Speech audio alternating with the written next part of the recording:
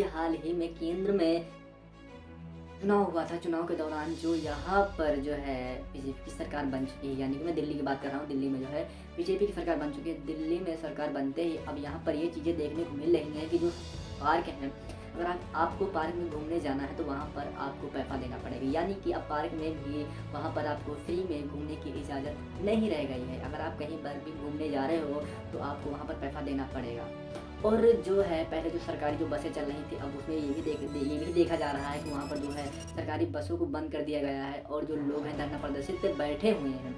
और ये भी देखने को मिल रहा है कि अभी हमारे यहीं पर दिल्ली में क्या हो रहा है, पहले जो शिक्षा पर ज़्यादा अच्छी से अच्छी चीज़ें लागू की जा रही थी और बिजली पर, स्वास्थ्य पर, इन चीज़ों पर ज़्यादा ध्यान दिया जा रहा था। लेकिन अब ये देखने को मिल रहा है कि यहाँ पर जो बिजली पे है, बिजली बहुत ही ज़्यादा कट रही है, यानी कि बिजली की बहुत ही प्रॉब्लम हो रही है। और बात करें पानी पर भी बहुत ही ख़राब व्यवस्था हो रही है।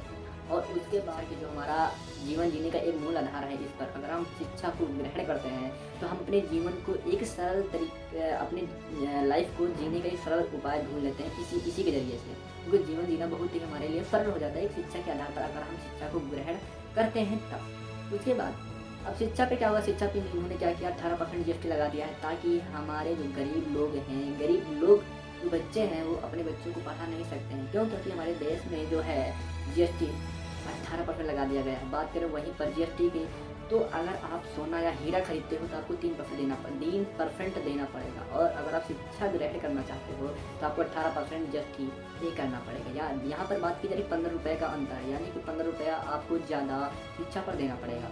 और यहीं पर अगर आप हीरा सोना खरीदते हो तो आपको 15% कम देना पड़ेगा। यानी कि अब आप सोच सकते हो कि हीरा और सोना कौन खरीदता है, अमीर लोग खरीदते हैं, जो लोग पढ़ते हैं। एक बेसिक चीज़ है, जो शिक्षा है, जो हमको ग्रहण ही करना है, उस पर हमको 18% जीएसटी टैक्स। के बाद ये है हमारे देश में किस प्रकार से खोखला किया जा रहा है, शिक्षा पर कोई ध्यान नहीं दिया जा रहा है किसी भी प्रकार की।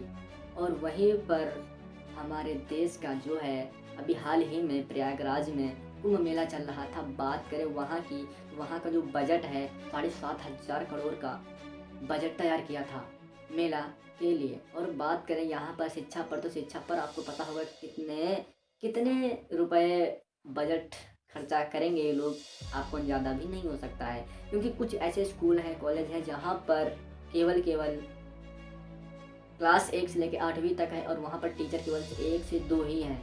और शिक्षा की भर्ती करें तो शिक्षा की भर्ती भी नहीं निकाली जा रही है, इसलिए ताकि जो वहाँ पर अगर शिक्षा की भर्ती निकालेंगे तो जो बच्चे हैं जो अच्छे से पढ़ाई कर लेंगे तो फिर उनको रोज़गार देना पड़ेगा, तो रोज़गार कहाँ से लाएंगे। और इसलिए जो हमारे देश की जो है सरकार है वो धर्म पर ज़्यादा चर्चा कर रही है, ताकि जो हमारे जो युवा पीढ़ी है वो रोज़गार पे ना बात करके वो डायरेक्ट धर्म की बात करें। क्योंकि धर्म पर आजकल ज़्यादा एक दूसरे में भड़काया जा रहा है, लड़ाया जा रहा है एक दूसरे के प्रति। इन चीज़ों पे ज़्यादा से ज़्यादा वीडियो आ रही हैं, वायरल हो रहे हैं। और युवाओं को आज के टाइम पर धर्म के नाम पर बहुत ही ज़्यादा भड़काया जा रहा है। और हमारे युवा पीढ़ी जो लोग हैं कुछ चीज़ें समझ नहीं पा रहे हैं, बस जैसा सरकार कह रही है वैसे ही वो करते चले जा रहे हैं, हिंदू मुस्लिम और न जाने कैसे कैसे। और आजकल ये भी ज़्यादा ट्रेंडिंग में चल रहा है कि छोटी छोटी बच्चियों के साथ दुष्कर्म हो रहा है। और मंदिर में भी अगर छोटी बच्चियां या महिला या स्त्री कोई भी जाती है तो वहाँ पर भी आजकल वीडियो मैंने डाला है, देख लीजिएगा कि एक जो है पुजारी है और लड़की की माँ जो है मंदिर में गई थी, किसी काम से गई थी और वो छोटी बच्ची भी गई थी वहाँ पर, बाद में अपनी मम्मी के पास पहुँच गई। तो वहाँ पर पहुँचने के बाद जो है एक पुजारी होता है उसी मंदिर का, और उसने क्या किया, छोटी सी बच्ची है, नाबालिग है, उसको वहाँ पर एक कमरे में बंद कर दिया था। बंद करने के बाद उसका जो फ़ोन है वो भी स्विच ऑफ कर दिया था और उसके साथ ऐसी हरकतें कर रहा था जो कि हम अगर इस वीडियो के माध्यम से बोलना बहुत ही घिनौना लग रहा है। इसके साथ दुष्कर्म करने की कोशिश कर रहा था, लेकिन एक पर्सन वहाँ पर टाइम से पहले पहुँचकर उस छोटी सी बच्ची को बचा लेता है जान से। नहीं तो हो सकता कुछ भी कर सकता था पुजारी, जब वो इतनी हद तक जा सकता है तो कौन सी हद, सारी हदें वो पार कर सकता था। तो आपको पता है कि जब हमारे देश में छोटी छोटी बच्चियाँ मंदिर में सेफ नहीं हैं तो क्या लगता है कि हमारी जो बेटियाँ इस देश में सुरक्षित कब तक रहेंगी।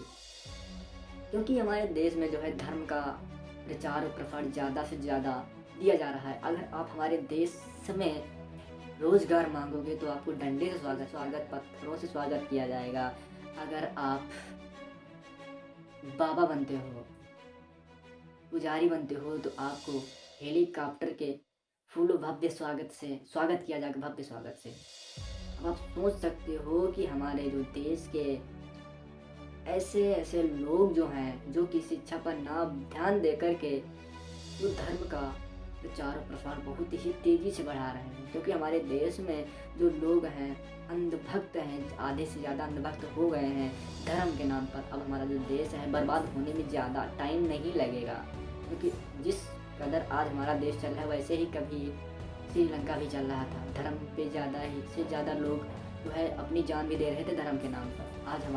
आज जो है श्रीलंका पूरी तरीके से बर्बाद हो चुका है धर्म के नाम पर, और ऐसे ही हमारा भारत भी बर्बाद हो रहा है। तो इसमें 144 करोड़ जनता सभी लोगों का हाथ है, क्योंकि आप लोगों की वजह से ही हमारा देश बर्बाद होगा। इसके जिम्मेदार सारी जनता, पूरा भारत देश होगा। तो दोस्तों, अगर आपको वीडियो हमारी कैसी लगती है तो प्लीज़ वीडियो को लाइक, शेयर, और अगर आप हमारे यूट्यूब चैनल, फेसबुक, इंस्टाग्राम पर नए हो तो अमित अम्बेडकर यूट्यूब चैनल और सब्सक्राइब नहीं किया सब्सक्राइब कर लो और फॉलो कर लो, और लाइक जरूर करो, और कमेंट बॉक्स में जो बताओ कि आपको हमारी वीडियो कैसी लगी। अब तक के लिए दोस्तों, जय भीम, नमो बुद्धाय, जय श्री राम।